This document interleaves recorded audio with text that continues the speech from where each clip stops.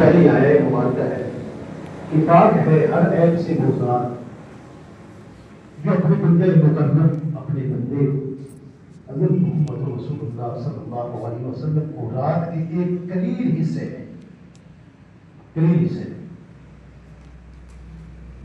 مسجد حرام سے مسجد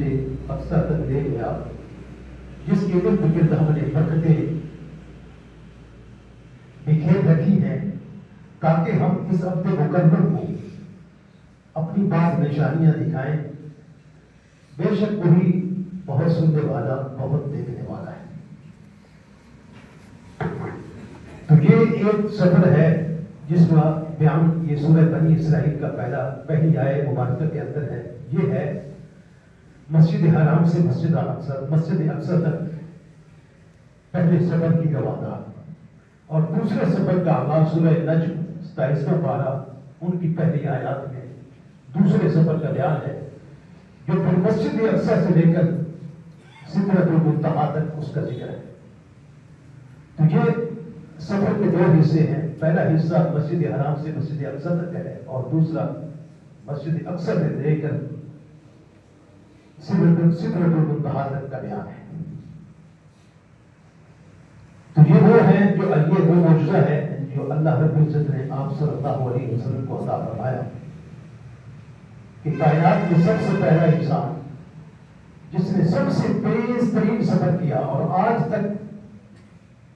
1400-1500 سال گزرنے کو ہے، کوئی سائنس ٹیکنالوجی کہیں بھی پہنچ جائے اس سفر کی تیزی کا مقابلہ نہیں کر سکتی جو آپ صلی اللہ علیہ وسلم نے کو اللہ تبارک و تعالیٰ نے ایک رات کے قلیل حصے میں مسجد حرام سے لے کر مسجد اقصی اور وہاں سے لے کر سدرۃ المنتہا تک کا سفر عطا فرمایا۔ اور اس کو کس سے تعبیر فرمائی کہ ہم نے اپنے بندے کو سیر کرائی، سیاحت کے لیے آپ کو بلایا کہ آپ کو نشانیاں دکھائیں۔ آپ نے بہت ساری نشانیوں کا اللہ تبارک و تعالیٰ کے نبی صلی اللہ علیہ وسلم نے بیان بھی فرمایا۔ جنت کے دروازے دیکھے، جنت دیکھی، دوزخ دیکھی، انبیاء علیہ السلام سے ملاقاتیں ہوئی،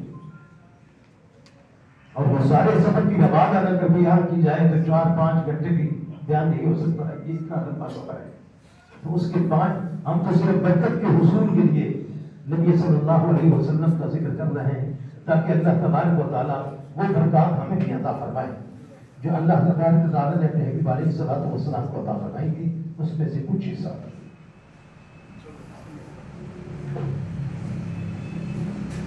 نبی صلی اللہ علیہ وسلم، یہ صحیح بخاری کی حدیث ہے، اور صحیح بخاری کی حدیث جامع حدیث ہوتی ہے اور سب کا اتفاق ہوتا ہے اس پر۔ اور سب سے پہلے آپ سنیے، نبی صلی اللہ علیہ وسلم مسجد حرام میں آرام فرما رہے تھے کہ 3 فرشتے آپ صلی اللہ علیہ وسلم کو مسجد حرام سے اٹھا کر زمزم پر لے گئے۔ ان فرشتوں کے متولی حضرت جبرائیل تھے، اور پھر حضرت جبرائیل نے آپ کے حلقوم اور لاف کے درمیان سینہ کو چاک کیا، پھر اپنے ہاتھ سے دل کو زمزم کے پانی سے دھویا، حتیٰ کہ پیٹ کو صاف کر دیا، پھر سونے کا ایک تشت لایا گیا جو ایمان اور حکمت سے بھرا ہوا تھا، پھر ایمان اور حکمت کو سینہ میں بھر دیا، اور تمام گوشت اور بدن میں ایمان اور حکمت کو سبو دیا گیا، اور پھر سینہ کو بند کر دیا گیا۔ یہ بھی سن لیجیے کہ سب سے پہلے جو دل کا آپریشن ہے، دل کا آپریشن وہ حضور علیہ الصلوۃ والسلام کا ہوا، اور کرنے والے کون تھے؟ حضرت جبرائیل، اور آرڈر کن کا تھا؟ اللہ رب العزت کا تھا۔ تو یہ پاسبل ہے کہ آج آپریشن ہو رہے ہیں، یہ اسی کا ہی۔ دیکھیں آپ،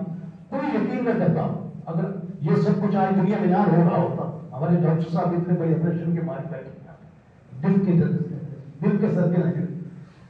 کوئی یقین نہ کرتا، لیکن چونکہ دیکھیں آج بے انتہا کتنے آپریشن دنیا میں ہوتے ہیں دل کے، جن کو ہم تسلیم کر رہے ہیں، ہمارے اندر کتنے جن کے بائی پاس ہو چکے ہیں۔ تو یہ پہلا بائی پاس جو ہوا نبی صلی اللہ علیہ وسلم، جس کو بخاری میں بیان کیا گیا،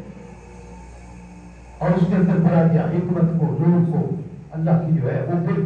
اس سفر جہاں جس سفر میں جانا تھا اس کے لیے تیار کیا گیا۔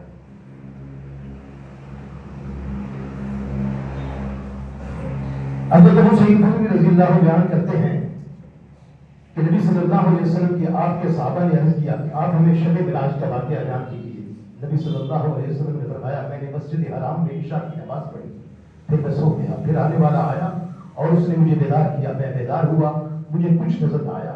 پھر میں مسجد سے باہر نکلا اور غور سے دیکھا تو خچر سے مشابہ ایک جانور نظر آیا. ان کے کان اٹھے ہوئے تھے اور اس کو براق کہا جاتا ہے, اور مجھے اس پر اور مجھ سے پہلے انبیاء علیہ السلام اس قسم کے جانور سواری کرتے تھے, خچر نما.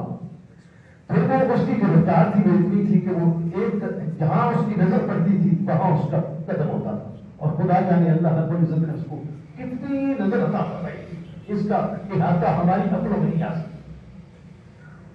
خلاصہ یہ ہے کہ پھر آپ یہ پہنچے, یہ سفر میں پہلے یہ بیان کر لوں مسجد حرام سے مسجد اقصیٰ تک. جب مسجد اقصیٰ پہنچے تو وہ اللہ رب العزت نے جو اپنے انبیاء سے عہد لیا تھا, وَإِذَا أَخَذَ اللَّهُ مِيثَاقَ النَّبِيِّينَ لَمَا آتَيْتُكُم مِّن كِتَابٍ وَحِكْمَةٍ ثُمَّ جَاءَكُم رَّسُولٌ مُصَدِّقٌ لِّمَا مَعَكُم, کہ میں تم سے عہد لیتا ہوں کہ جب میرا نبی یعنی حضور علیہ السلام تم میں آئیں تو تمہارا فرض ہے مصدق لما, ان کی تصدیق کرنا اور ان پر ایمان لانا, لتؤمنن به ولتنصرنہ, اور ان کی مدد کرنا. اور پھر وہ یہی ہوا کہ تمام انبیاء کرام کم و بیش 1,00,000 انبیاء کرام مسجد حرام میں موجود تھے. آپ کہیں کہ کسی کو پتہ نہیں چلا, اگر پتہ چل جاتا تو پھر معجزہ نہ ہوتا, کیونکہ اللہ کے رسول صلی اللہ علیہ وسلم نے بیان فرما دیا تو اس کے بعد کوئی شک کی گنجائش نہیں رہ جاتی. وہ سب موجود تھے, قطاریں بنی ہوئی تھی, سب موجود تھی, تیار تھی, ذرا وہ منظر دیکھیے.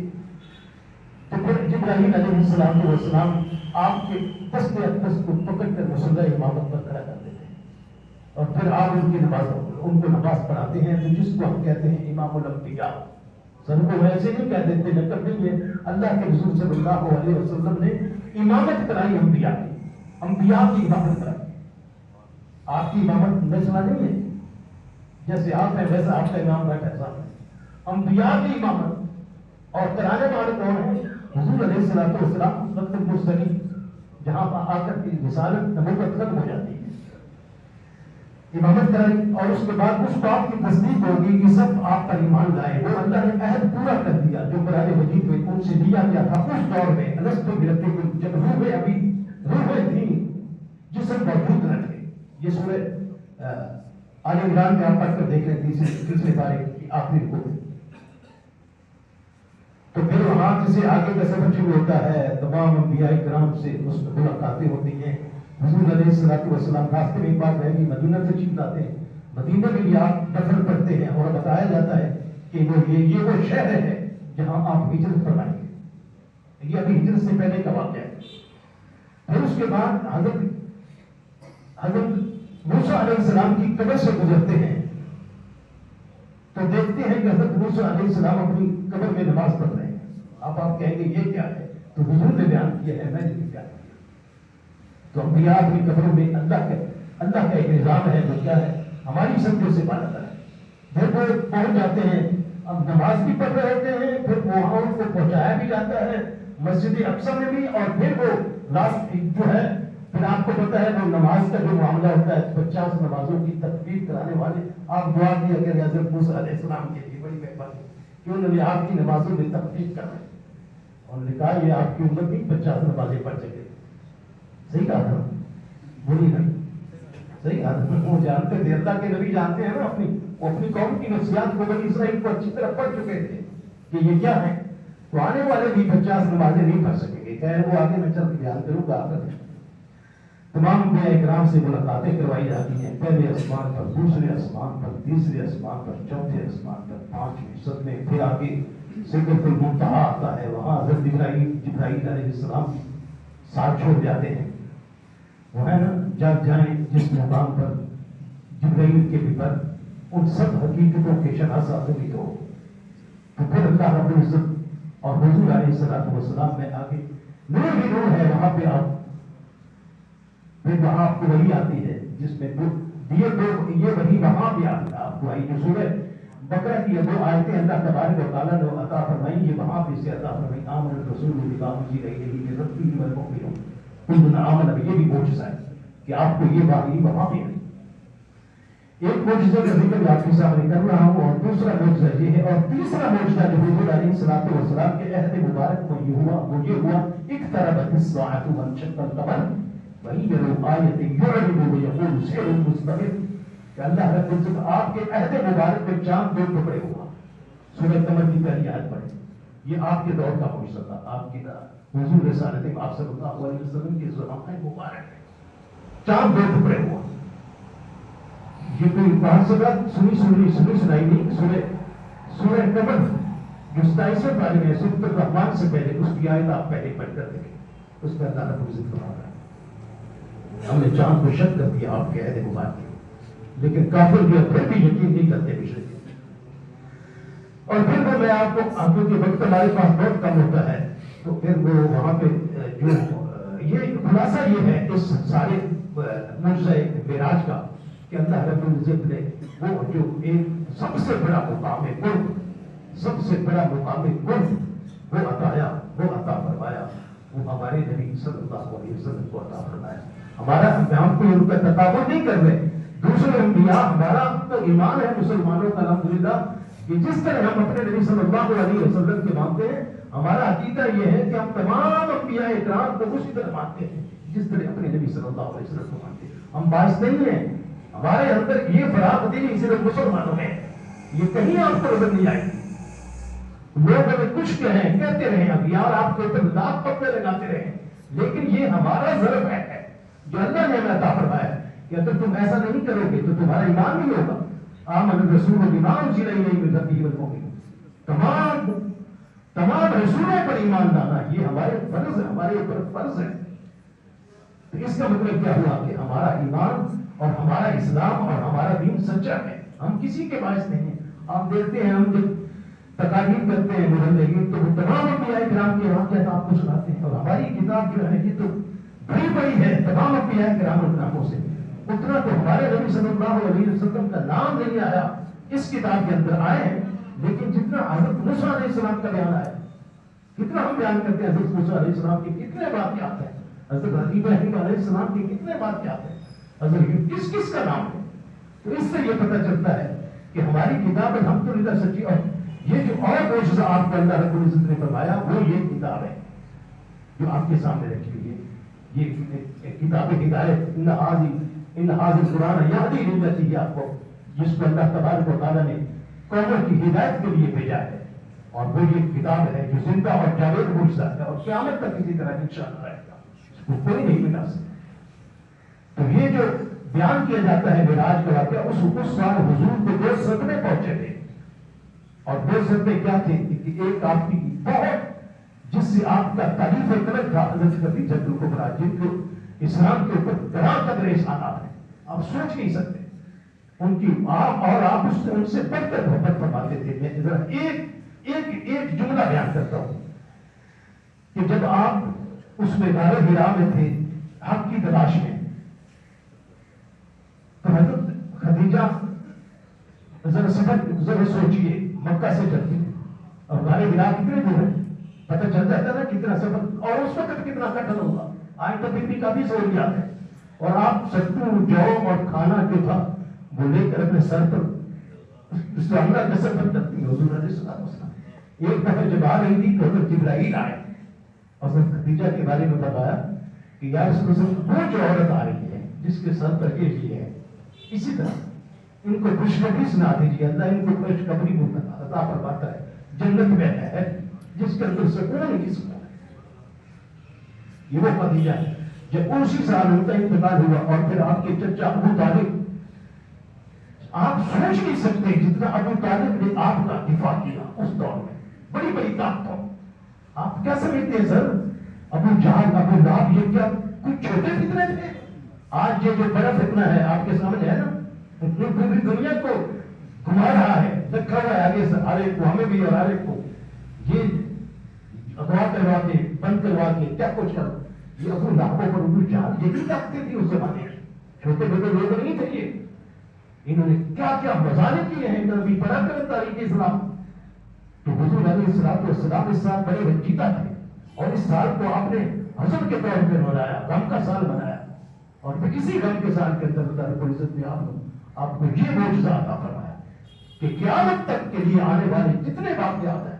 وہ جتنا علم ہے وہ سب کچھ آپ کو عطا فرما دیا، اور آپ نے ان سب کے واقعات بیان کر دیے، دجال کے بارے میں بھی بتا دیا کہ یہ مسجد اقصی میں داخل نہیں ہو سکے گا،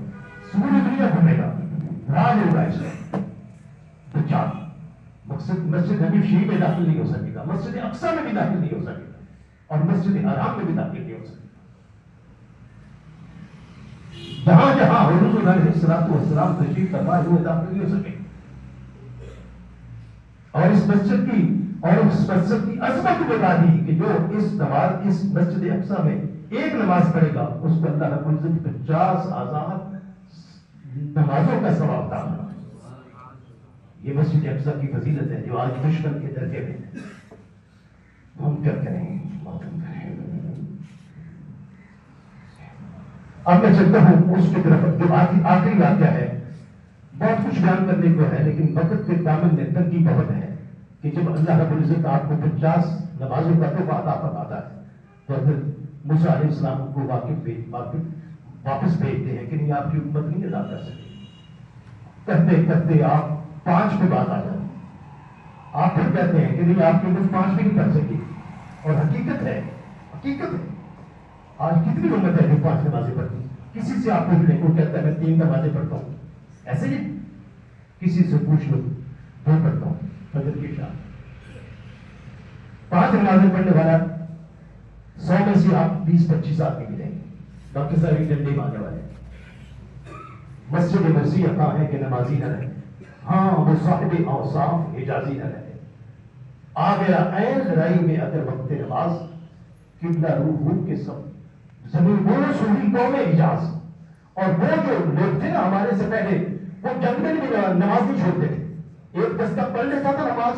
وہ دستہ جب پڑھ لیتا تھا وہ پیچھے آ جاتا تھا، پیچھے والا دستہ آگے چلا جاتا تھا، جنگ میں بھی حالت جنگ میں نماز نہیں چھوڑتے تھے۔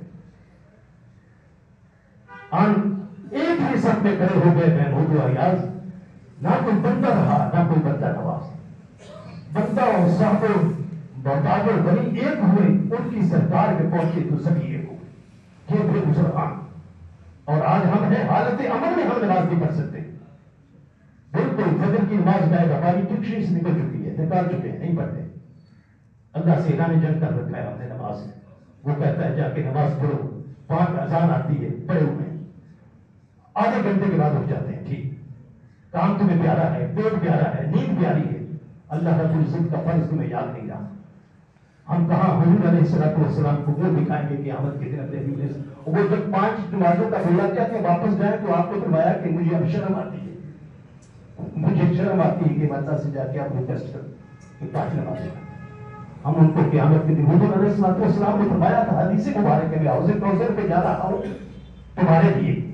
وہاں تمہیں ساگر بھر کر کے بلاؤں گا، ایک آخری جملہ ہے کہ مجھے وہاں پہ شرمسار نہ کرنا۔ السلام علیکم۔